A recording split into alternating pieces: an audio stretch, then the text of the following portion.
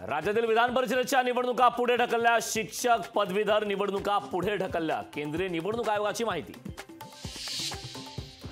आमदार रवींद्र दंगेकर यांच्यावर गुन्हा दाखल। सहकारनगर पोलीस ठाण्यात जमावबंदीचं उल्लंघन केल्यानं गुन्हा दाखल। पंतप्रधान मोदींचा उद्या मुंबईत रोड शो। मुंबईच्या 6 जागांसाठी मोदी मैदानात। मोदींना जिरेटोप घालण्याची पटेल यांची हिम्मतच कशी। उद्या पंतप्रधान रायगडावर गेले तर सिंहासनावर सुद्धा बसवणार का।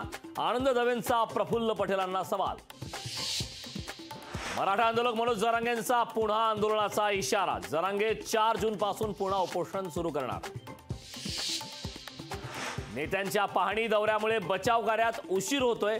डिझास्टर ऍक्टनुसार बचाव कार्यादरम्यान व्हीआयपीनी येऊ नये। बचाव कार्यातील विलंबावरून विरोधकांचा हल्लाबोल। घाटकोपर होर्डिंग दुर्घटनेच्या मृतांचा आकडा या 14 वर। 43 जणांवर वेगवेगळ्या हॉस्पिटलमध्ये उपचार सुरू। होर्डिंग प्रकरणात बीएमसी आणि रेल्वेची लपवाछपवी। 120 फुटी होर्डिंग 80 बाय 80 फूट असल्याचा दावा। भावेश भिंडेंचा उद्धव ठाकरेंसोबतचा फोटो भाजपकडून ट्विट। भावेश भिंडे ठाकरेंच्या जवळचा असल्याचा आरोप।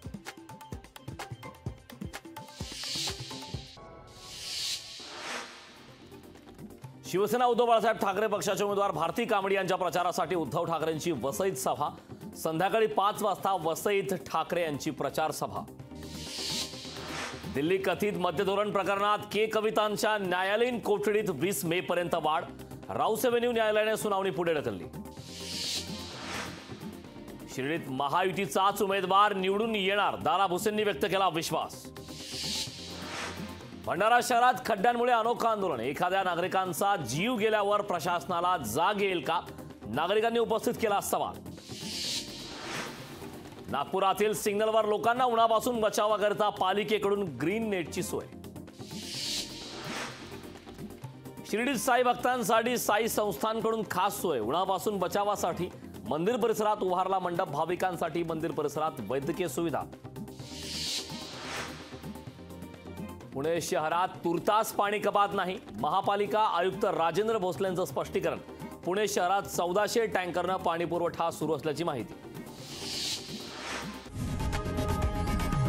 लोकशाही मराठी ऐका, पहा, जागरूक रहा।